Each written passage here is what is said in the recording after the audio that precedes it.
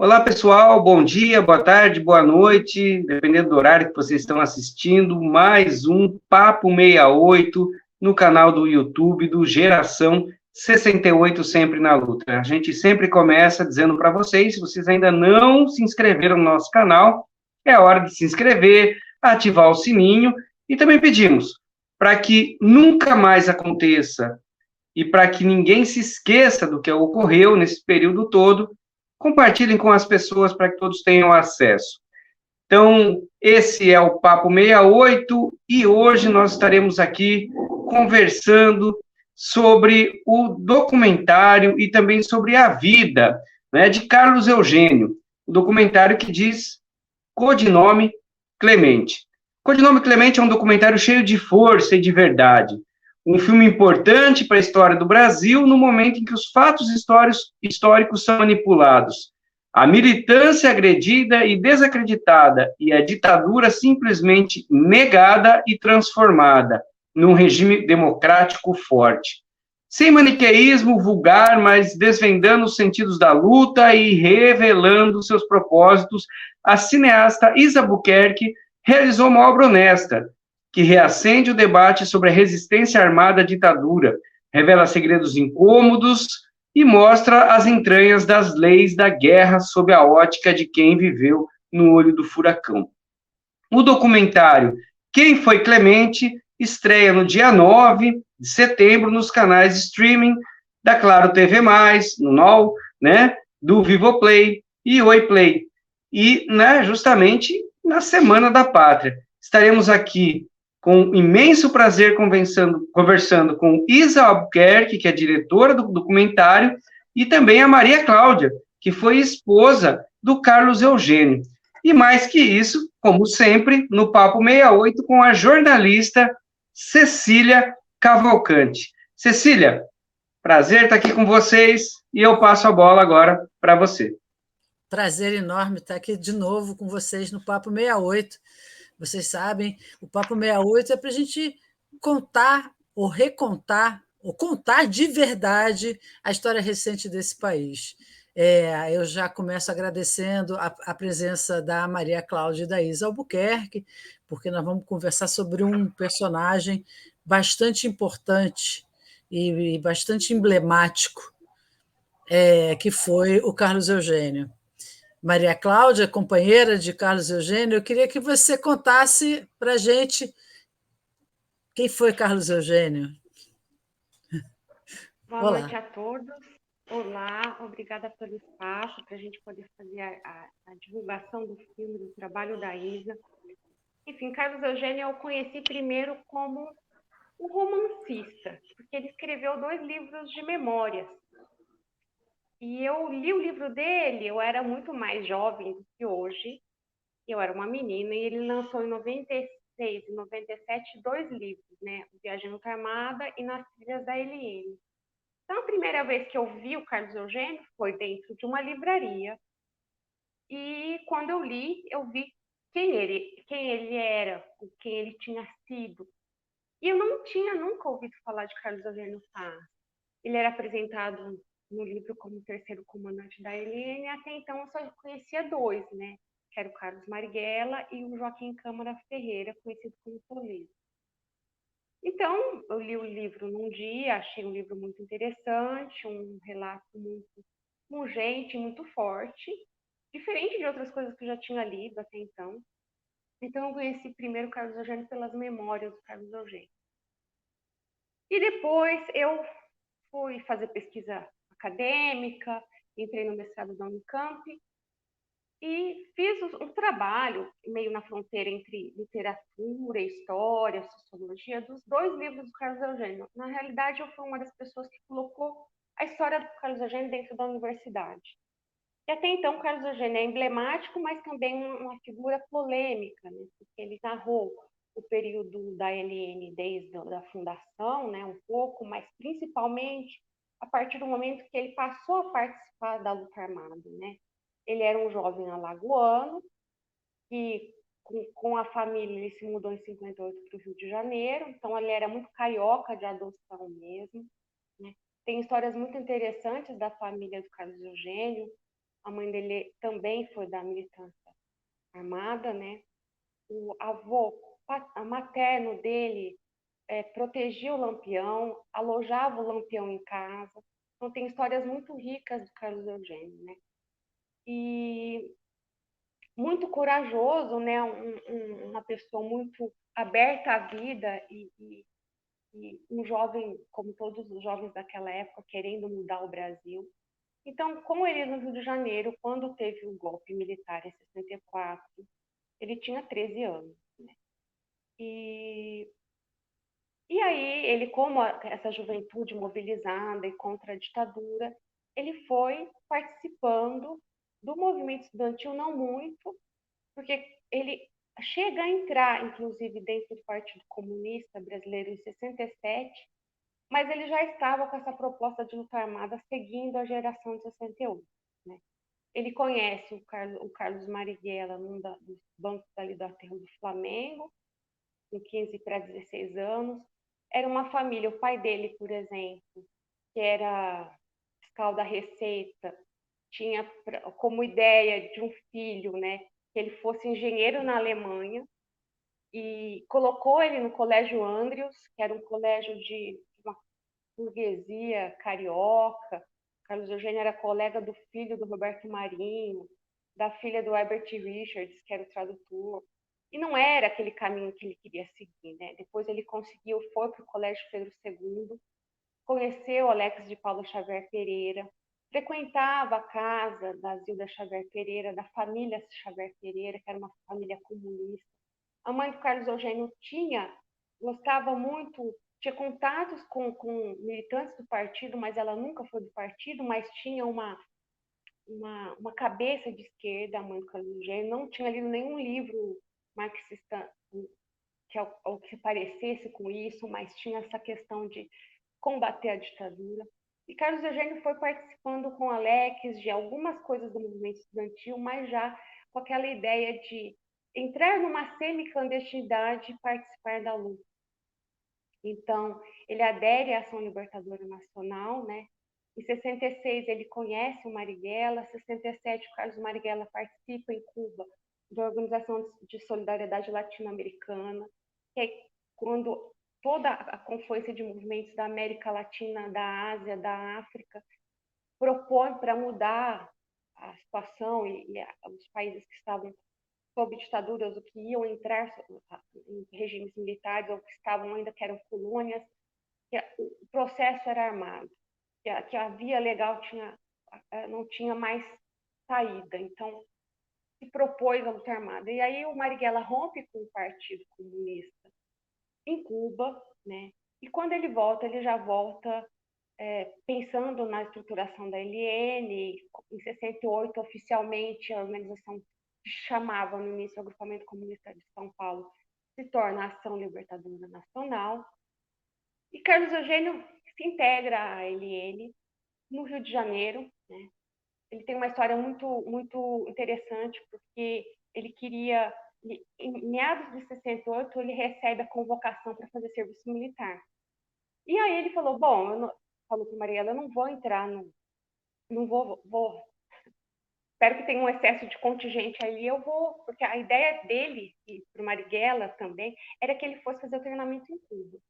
E aí o Marighella diz, não, espera um pouco, vamos ver, talvez você possa fazer o treinamento, né, aqui no Exército Brasileiro. Então, a proposta é dele ficar e tentar ir para o Forte Copacabana, que era onde tinha treinamento anti-guerrilha. Mas o Marighella falava, você não vai aprender a dar tiro, isso você já está aprendendo na própria militância nas ruas do Rio e tal. O que eu quero que você aprenda é como pensa um militar e como você vai sobreviver a um cerco. Então, e aí o Carlos Eugênio foi fazer o serviço militar no Forte Copacabana, foi soldado, fez curso de cabo, e só deixa o exército no final de 69, quando houve a captura do embaixador americano e depois a própria morte do Marighella. Ele ainda está no forte, ele ainda está fazendo serviço militar, ele só sai do Rio de Janeiro vai para São Paulo em dezembro de 69. Tem várias quedas na LN, e aí o cerco está se fechando no Rio, ele precisava sair.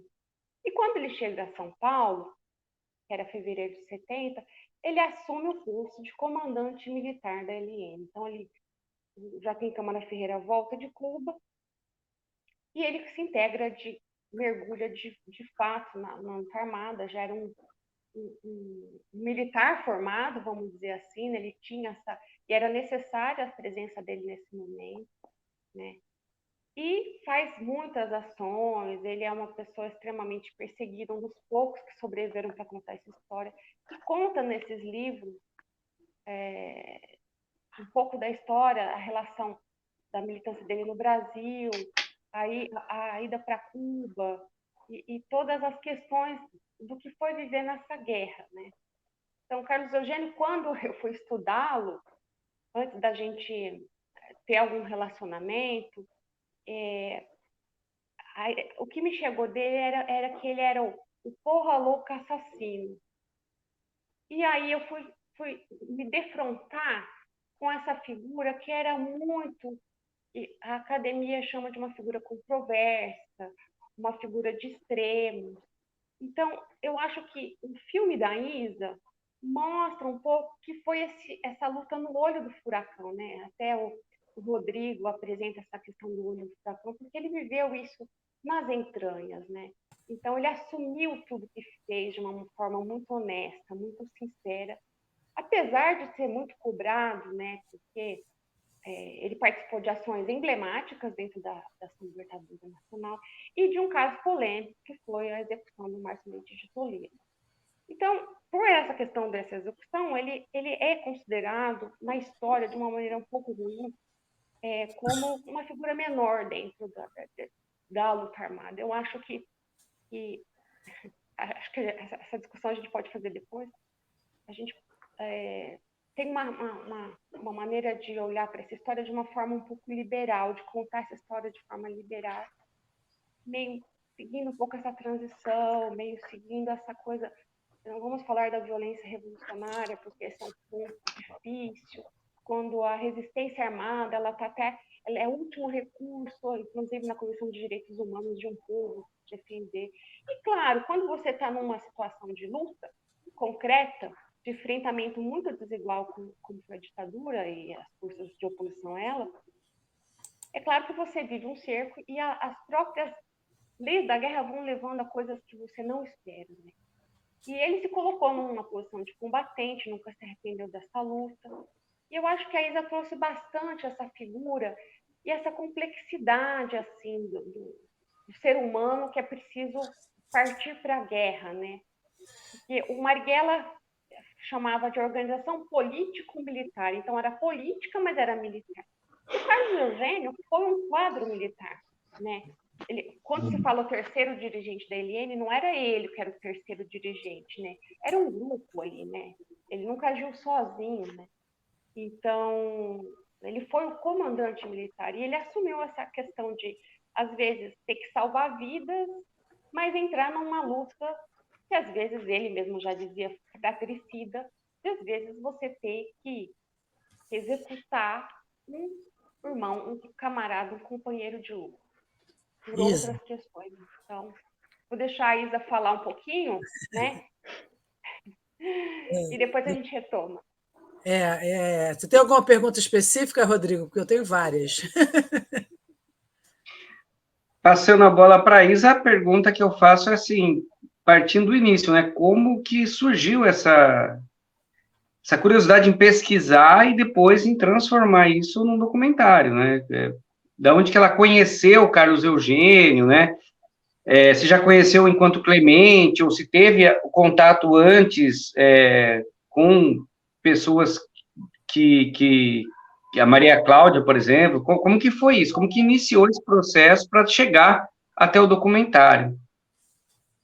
Foi um processo que durou alguns anos. Eu fui apresentada ao Carlos Eugênio por uma amiga em comum, que é a Duba Elia, uma roteirista, o filho dela estava tendo aulas de violão com Carlos Eugênio, naquela fase em que ele teve uma escola de música, depois que ele retornou do exílio, né, desse período em que ele esteve refugiado em Paris, e depois, enfim, essa história também é muito interessante, do tempo em que ele tentou voltar e acabou voltando mesmo, né?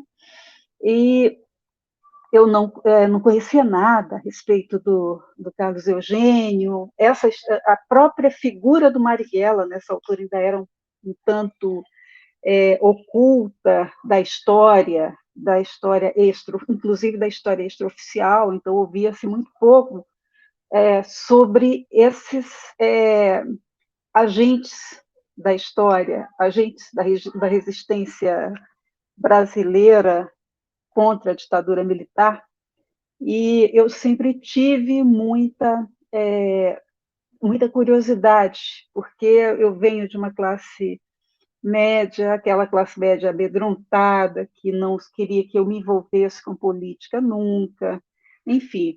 E eu entrei em contato com Carlos Eugênio só nesta ocasião aqui no Rio. Eu sou maranhense, eu migrei em 91 para o Rio e fui tomando contato com as pessoas, desenvolvendo a habilidade de fazer cinema após toda uma trajetória de jornalista pela TVE do Maranhão e do Rio também.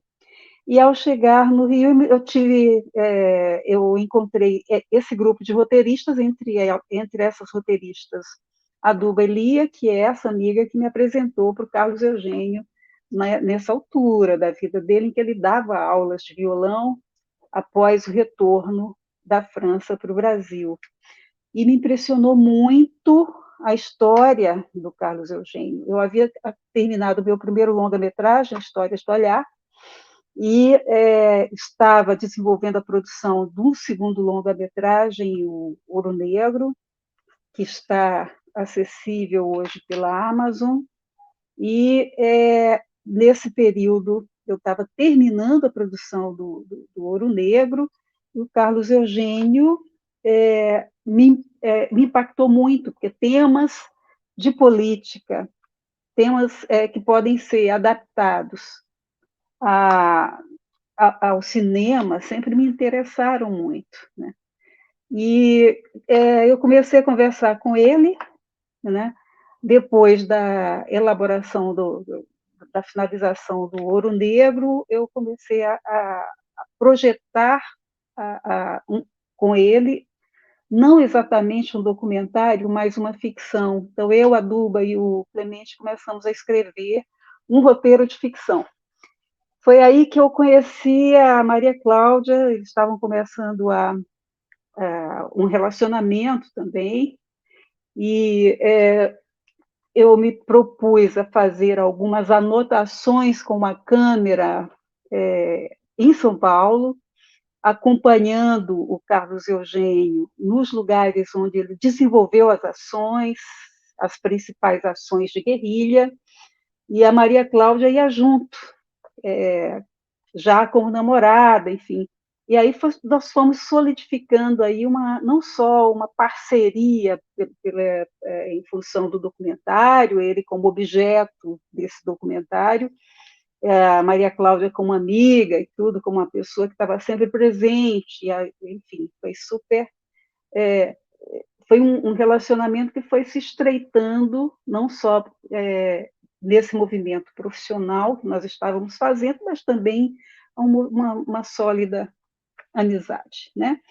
O certo é que eu fui desenvolvendo com ele depois todo o processo da pesquisa, e eu acompanhei numa viagem a Paris, onde eu mesma operei a câmera, comecei a tomar imagens, né?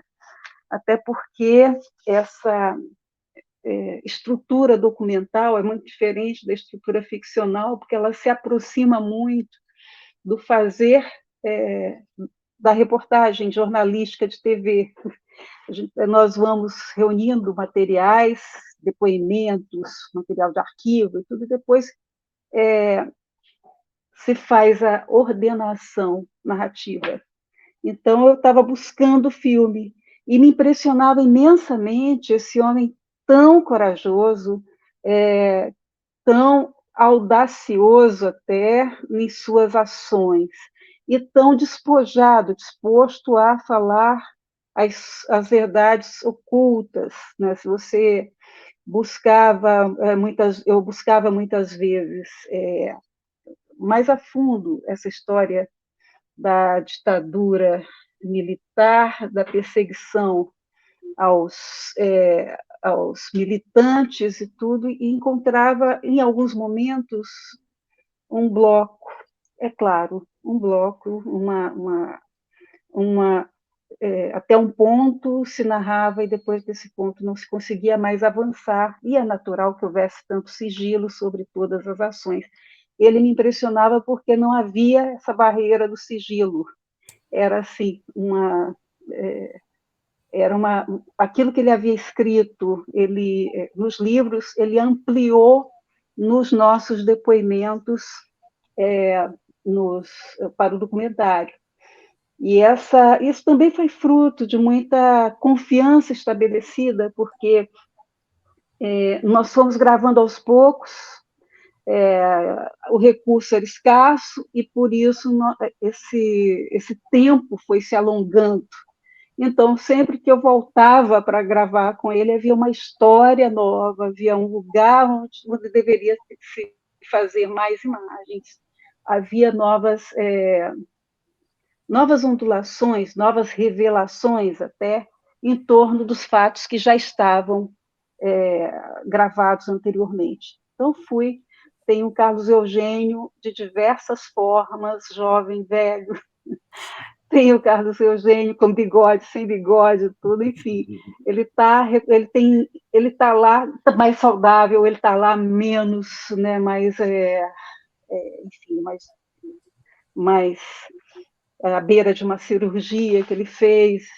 E assim nós fomos criando esse recorte histórico e essa cinebiografia que é em torno dele, mas basicamente era o meu objetivo, um filme revelador sobre a geração dele, essa geração que resistiu à ditadura militar e que, eu sou filha dessa geração, né? Eu tenho 10, 12 anos a menos do que ele, e aí, com isso, ele dizia assim, nasceu tarde para a luta armada, mas foi bom estar aqui para conhecê-lo, reconhecê-lo como amigo também, e também descobrir essa história, e através dessa história dele e da geração dele, todo esse confronto de forças que aconteceu no Brasil e no mundo, porque tudo isso é um substrato da Guerra Fria, né? Então, foi muito rico esse processo todo. Isso para mim me interessa muito, porque quando você pega um personagem que através dele ou dela, né, você revela a história do mundo, eu acho que você tem um grande personagem. Ele me convenceu pela força da sua trajetória, pela sua importância dentro dessa correlação de forças, né? É interessante, foi por isso que surgiu esse interesse. É interessante, Isa, e assim, completando um pouco, porque Maria Cláudia falou do Carlos Eugênio, e eu vi o trailer do filme. Você conversa com com vários companheiros, ex-companheiros, enfim, com pessoas que eram da época, que viveram a mesma época e a mesma situação.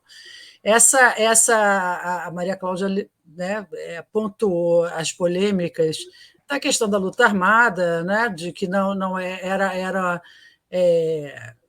uma unanimidade, né, nunca foi uma unanimidade, enfim, isso não importa, e outras polêmicas que aconteceram de decisões dentro de uma guerra, né, porque são decisões, às vezes, bastante que podem criar muita polêmica. O Carlos Eugênio, pelo que eu apurei, era uma pessoa que é considerada uma pessoa muito aberta, e você está muito, muito autêntica. Assim, ele não se negava a falar de um tudo, e você está me confirmando isso, pelo que você está me dizendo, que ele falava abertamente das ações que ele participou e do como ele participou, e ele acreditou em todos os momentos que aquelas ações faziam parte de uma luta a favor da democracia. É isso mesmo ou eu estou exagerando? A Maria Cláudia pode responder também, já que acompanhou Não, as é isso gravações, mesmo. Ele é foi companheira dele, né? Mas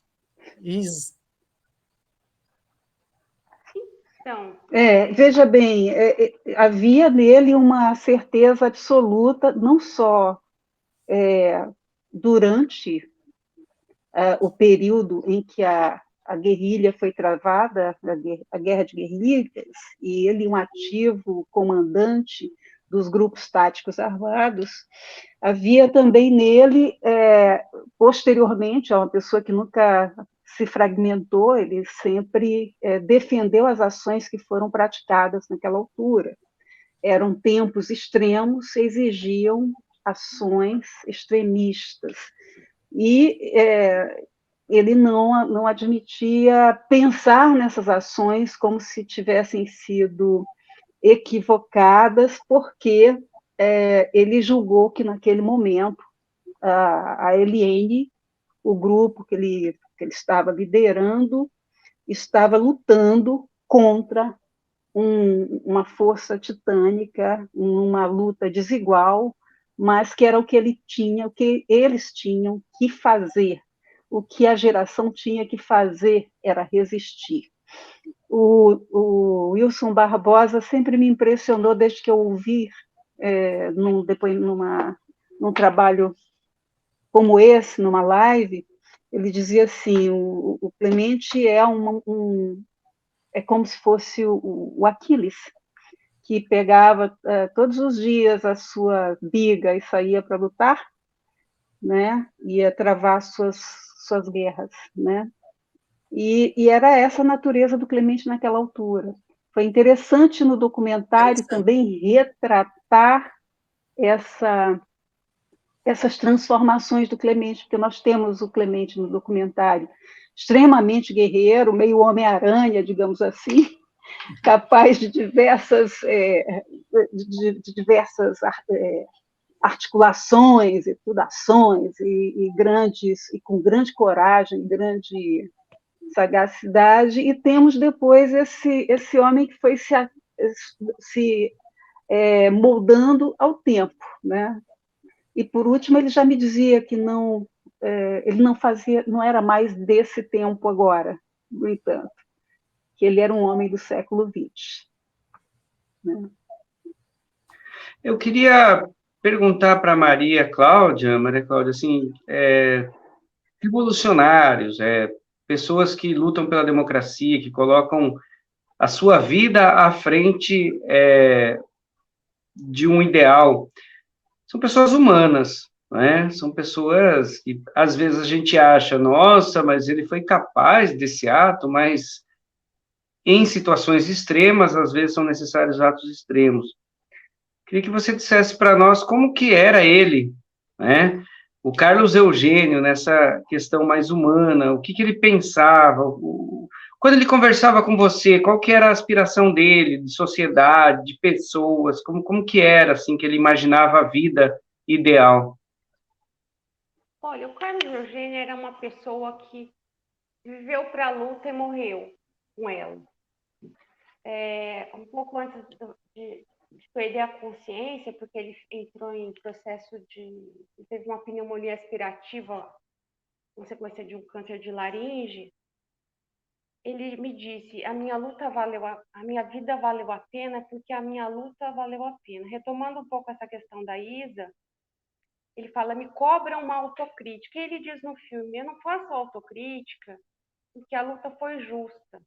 Quem deu o primeiro tiro foram os militares.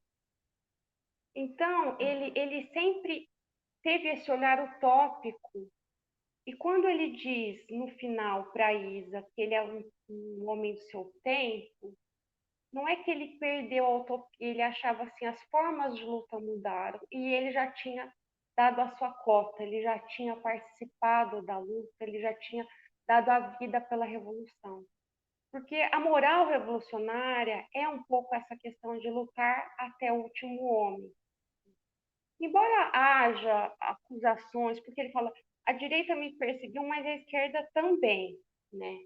Porque, enfim, toda luta tem as suas diferenças de posição, tem os seus desafetos, mas, assim, a questão que até eu queria colocar um pouco aqui é assim, o fato dele ter vivido nessas entranhas, ter tomado, não foi só ir sozinho, porque foi um coletivo que ele escolheu e optou por cometer uma execução, que é um ato muito assim, isolado, uma coisa muito extrema, isso não deve preponderar como uma destruição ou como uma coisa paradigmática de uma geração que não era solidária, que não eles tinham o costume de falar, eu dou as costas para você, ou seja, eu confio em você. Eu acho que era um momento de cerco muito grande que a confiança era o que era mais importante. E um erro de avaliação poderia levar muitos à morte. Então, eu acho que ele se colocou nesse papel de salvar vidas, apesar de ter que cometer mortes. E ele viveu essas experiências limites, que são experiências de uma guerra mesmo. E ele participou, ele disse, inclusive, para o Geneton, eu participei da execução do Márcio a tiros. E ele sofreu muito com isso. Foram 20 anos de terapia. Era um trauma para ele. Então, assim, eu acho que ele colocou ele se colocou como um militar que tem que agir, né? Era isso que o Marighella esperava dele, era essa posição que ele ocupava na LN também, junto ao Joaquim Câmara Ferreira. Precisava de gente, ele planejava as ações, ele participou do planejamento também do captura do embaixador alemão, do planejamento do embaixador inglês, que acabou não acontecendo, porque foi nesse momento que o Bacuri foi preso, e que aí o Joaquim Câmara Ferreira é morto em outubro de 70, 23 de outubro de 70, então eles tiveram que desmobilizar, porque eles tinham eles iam lançar a guerrilha rural nesse momento, iam lançar no Brasil a chamada Quinzena Marighella, mas acabou não acontecendo, mas participaram da campanha do voto nulo. Então, a LN, as organizações armadas de modo geral, não eram sociedades secretas totalmente afastadas da sociedade, elas conviviam com a sociedade. E o Marighella só propôs a luta armada porque ele achava que a luta de massas, com uma ditadura extremamente armada, não tinha caminho, né? E é interessante porque todo mundo fala, não, mas não olhavam para o contexto que era muito desigual a luta, que tinha Estados Unidos apoiando, Forças Armadas, a burguesia nacional, os empresários. E eu me lembro de um encontro do Roland Corbusier com Marighella, e o Roland Corbusier pergunta para Marighella, mas quantos militantes você tem nas fileiras? E o Marighella falou, uns 400. O Roland Corbusier era um intelectual, né? Ele falou, então tá bom, continue assim. Então, assim, de qualquer maneira, o Carlos Eugênio sempre se orgulhou de falar assim, uma coisa eu não fiz, eu não me calei. E ele era uma pessoa extremamente amorosa. E assim, ele era, como dizia a oncologista dele, ele é o meu ranzinza amoroso. Ele era ranzinza com muitas coisas que eram ideológicas e muito amoroso com várias outras. Era uma pessoa muito solidária, sabe? Eu escutei de companheiras dele, ele me ensinou a gostar das pessoas. Então, assim, tem essa coisa do estereótipo do guerreiro de quantos tiros. Tem uma imagem que passou para a história como, assim, quase um fascínora. Me chateia um pouco isso, vendo, porque, assim, ele era bem-humorado, ele tinha sacadas geniais, ele tinha humor, assim, tinha um sarcasmo também, mas, assim, sempre foi uma pessoa que sabia o que fazia. Ele dizia, eu não posso entrar na história e não ter responsabilidade, eu tenho que assumir tudo que eu fiz. E ele foi um dos caras mais abertos, eu acho. Eu me lembro que quando ele faleceu, saiu no jornal que ele era pessoa que tinha contado mais sobre os anos de chumbo, justamente para não manter esse segredo. Por exemplo, a própria execução do Márcio, pelos documentos que o Marighella deixou, tinha que ser um ato secreto, não era para contar. Mas ele fala, eu preciso contar, porque as pessoas que não estão mais aqui não podem contar. E a gente precisa falar dessa luta. Então, ele tinha esse compromisso, ele falava assim, na minha geração, já viveu a prisão, já viveu o exílio, os que sobreviveram com muita dificuldade também, porque a volta à sociedade civil foi bem complicada, um processo, sem dinheiro, famílias depauperadas por conta da repressão, perderam coisas, a repressão roubou casa, ficou com coisas das famílias, enfim. Então foi muito difícil essa retomada. E a música para ele, que é uma coisa que não fala, porque colocam a vida do Carlos Júnior como se ele fosse um militante extremo que participou de uma execução. Então, assim, a história, ele não deveria passar por história como isso, né? Como esse desqualificativo, assim, a desqualificação. E ele retomou, ele diz no filme de um modo muito emocionante que a música fez parte desse processo de recuperação dele. Ele falou, a guerra, ela não purifica ninguém. Então, ele precisou da música, e ele diz, é um momento muito emocionante que a Isa filmou na França, ele diz, a música me ajudou a voltar a ser humano. Ele fala, eu perdi a ternura, a guerra é guerra. E ele, na retomada democrática do Brasil, quando ele voltou, ainda não estava anistiado, porque ele foi anistiado na figura dos crimes conexos. Em 82 ele não tinha sido anistiado, teve que entrar na embaixada francesa em Brasília. E ainda estava clandestino. E a primeira aluna que ele teve de violão, que ele conseguiu, ele era secundarista, ele não chegou a fazer universidade, quando ele voltou, ele tinha feito escola de música na França, foi a sobrinha do Enfio, foi a primeira aluna que ele teve.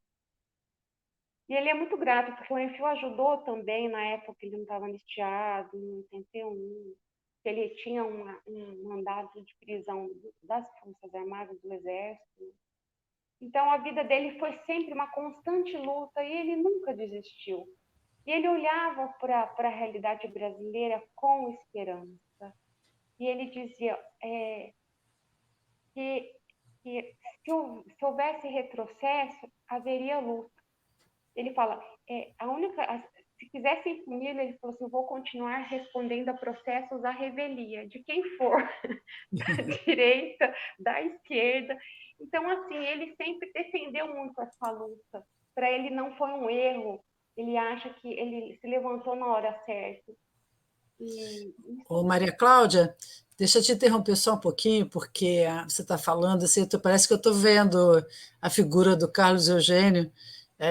Eu conheço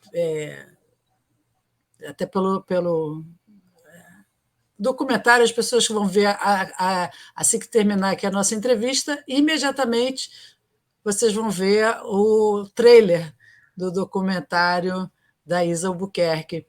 Mas eu queria te interromper, porque eu queria te fazer uma pergunta. Você escreveu um livro, Mulheres na Luta Armada, que são as mulheres da ALN. Esse livro foi publicado em 2018, se eu não me engano, né? Quer dizer, um ano antes ele te ajudou a escrever, a entrar em contato com essas mulheres? Era uma ideia sua como é que foi esse processo de buscar essas mulheres e de contar a história? Porque aí é um interesse particular, assim, as mulheres, né? Que são então, que a gente acha que não, né? A gente fala dos homens, dos grandes personagens masculinos, e a gente esquece que tiveram várias personagens femininas importantes nessa história. Eu fiz o mestrado sobre os livros do Carlos Eugênio, né? Porque eu achava que ele era a terceira figura que tinha descrito esse período final da LN, era o até então o único que tinha. Depois surgiram outros livros de outros militantes da LN que publicaram falando desse período, que é chamado terceiro comando da LN. E aí, quando eu estava fazendo a pesquisa de mestrado, eu comecei, até então, o que tinha de documentação disponível era o Brasil Nunca Mais, lá do arquivo da Unicamp. E aí são processos da Justiça Militar super volumosos, a LN são 85 processos. E aí eu via que, puxa, mas Por que a Eliane é conhecida no masculino e não no feminino? Porque tem tantas mulheres que são processadas de revelia, estão foragidas, ou foram presas, ou estão respondendo a processo, e quem encabeça o processo é o homem, quando na verdade, por exemplo, João Rufino era um militante da LN, mas tinha 7 mulheres em volta dele, e aí elas eram acusadas de serem amantes, eu falei, mas... E ele era o guerrilheiro, entendeu? Então, quando eu fui fazendo a pesquisa de mestrado, eu comecei a perceber que as mulheres estavam apagadas da história. Eu falei, mas por que você fala do Marighella? O Marighella era rodeado de mulheres. Por que não fala dessas mulheres? E aí, eu terminei a pesquisa de mestrado. Nesse momento, eu e o Carlos Eugênio não estávamos juntos enquanto um casal. A gente foi ficar juntos 6 anos depois que eu terminei a pesquisa.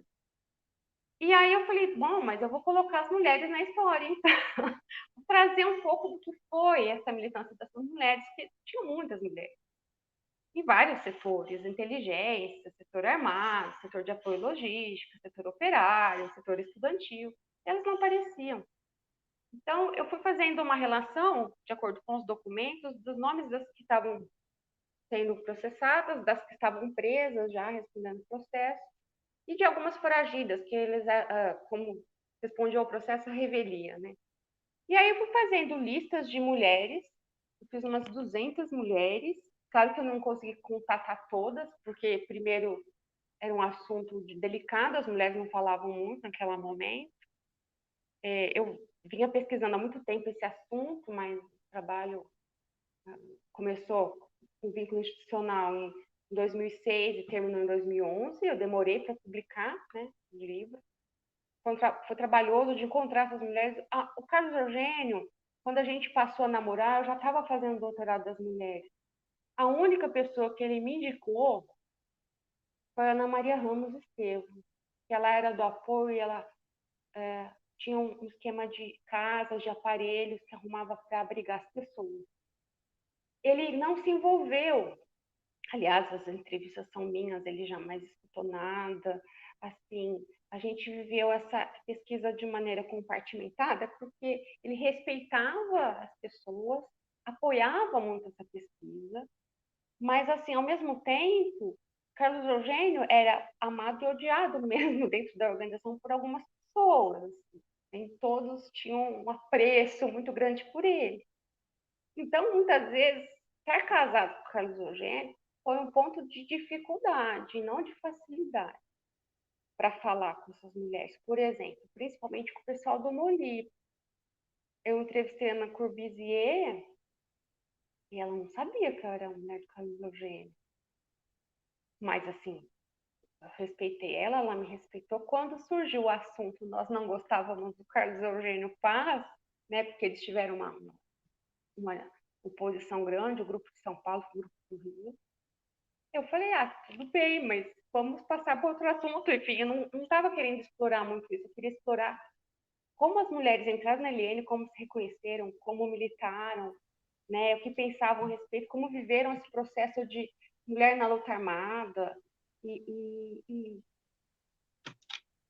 lidei com vários preconceitos. Eu fui para pesquisa muito essa história de que a mulher estava meio substituindo ao homem, que na LN elas eram tratadas como, por exemplo, na VPR, mas tinha diferenças. A LN era um pouco mais aberta, ela tinha aquela coisa do sistema mais horizontal. Então, assim, a recuperação da história dessas mulheres foi muito interessante, aprendi muito, assim, tem mulheres que ficaram minhas amigas e eu trouxe um pouco dessa história, né? O trabalho é muito baseado em história oral, porque os processos só diziam coisas que a repressão dizia, e elas apareciam nos documentos como coadjuvantes sempre, como seguindo o marido. Os advogados presos políticos usavam também os preconceitos da época para poder liberar, dizer que a mulher não tinha nada a ver com isso, que ela era criada na moda antiga, que ela era bem comportada, enfim. Então, a documentação não me dizia nada sobre a militância delas, e muitas vezes o processo é totalmente montado, a pessoa é acusada de coisas que nunca participou. E nessa, o Carlos Eugênio, assim, acompanhou tudo, sempre apoiando muito, mas, assim, ele não teve influência nenhuma, assim, ao fazer das mulheres, assim. Quando a gente ficou junto, eu já estava no doutorado, aliás, a gente se encontrou num dia que eu ia entrevistar a Guilmar Silva Lopes, Inclusive, nas idas, nas filmagens com a Isa, muitas vezes eu ia para São Paulo, a Isa ia filmar, acompanhava um pouco, mas eu estava no arquivo do Estado, ou eu estava no arquivo do CEDEM. Então, assim, eu acompanhei um pouco as filmagens. Em alguns momentos eu não tive, por exemplo, quando eles foram para Moca, onde a Ana Maria foi assassinada, no restaurante Varela, eu falei, não, Isa, não vou, é o momento dele, né? Não vamos misturar as coisas, porque Carlos Eugênio teve um amor muito grande pela Ana Maria na Sinovic, isso se refletiu na vida dele depois, muito tempo. Ele ficava procurando a Ana Maria nas mulheres que ele teve depois.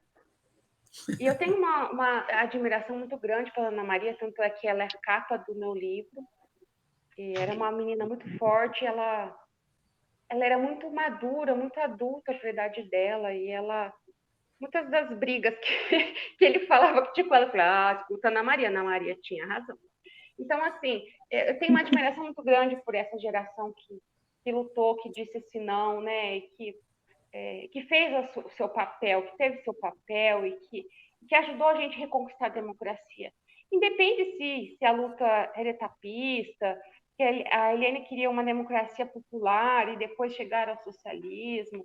Então, cada organização também tinha as suas linhas, né, mas todos eles contribuíam para uma coisa: acabar com a repressão do Estado, destruir a ditadura, voltar à democracia, poder viver, né? Sair daquela lei de segurança nacional, né, que dominava tudo. É verdade. E sair da tutela dos militares, que até hoje a gente está vulnerável a eles. Passamos, né, por perto de novo, né? Passamos bem perto dessa história de novo. Sempre esse muito triste. Tentativas de golpe. Então, assim, sobre o Carlos Eugênio e mulheres, ele sempre falou muito dessas mulheres para mim, assim, não coisas assim, mas de como elas eram liberadas, de como elas estavam abrindo as suas avenidas, de como elas lutaram ombro a ombro mesmo, e que não havia muito essa coisa, eu sou melhor porque eu sou homem, eu sou pior porque eu sou mulher, não. Estavam todas ali enfrentando. A luta para as mulheres não é mais recente, porque a luta feminina é muito longa, né?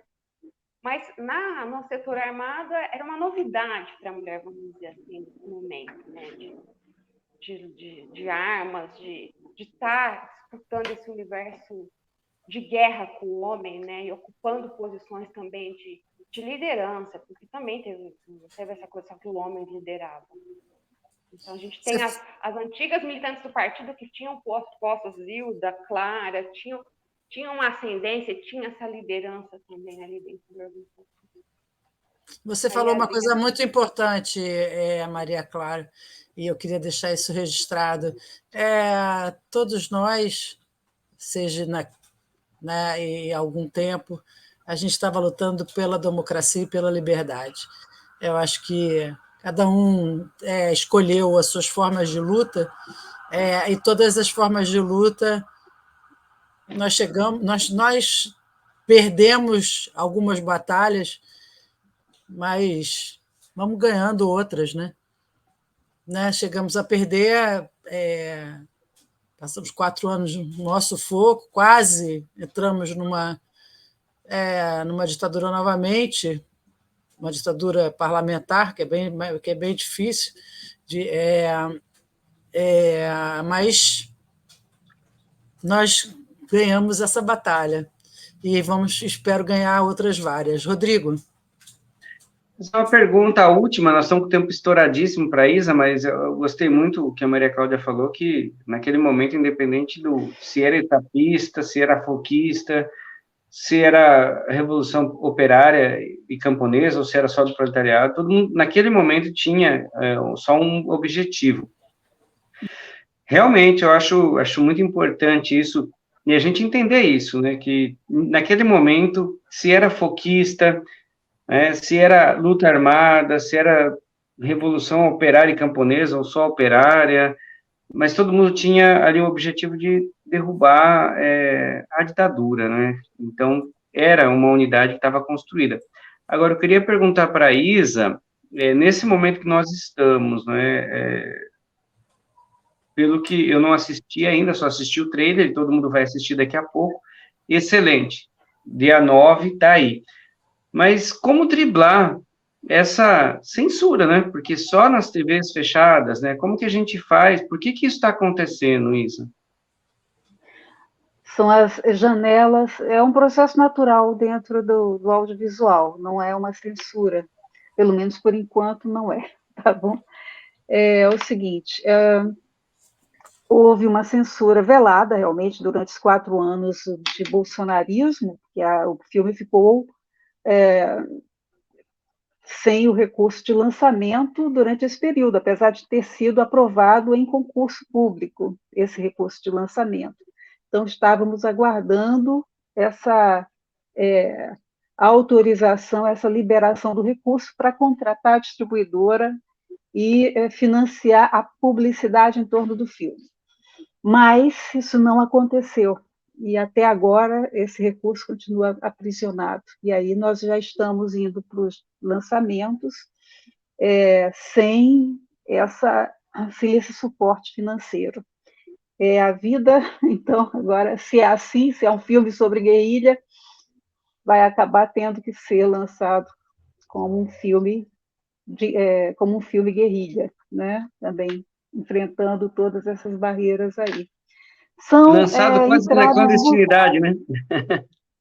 pois é, são entraves burocráticos que atrapalham tanto, mas durante esses 4 anos toda a cultura esteve paralisada.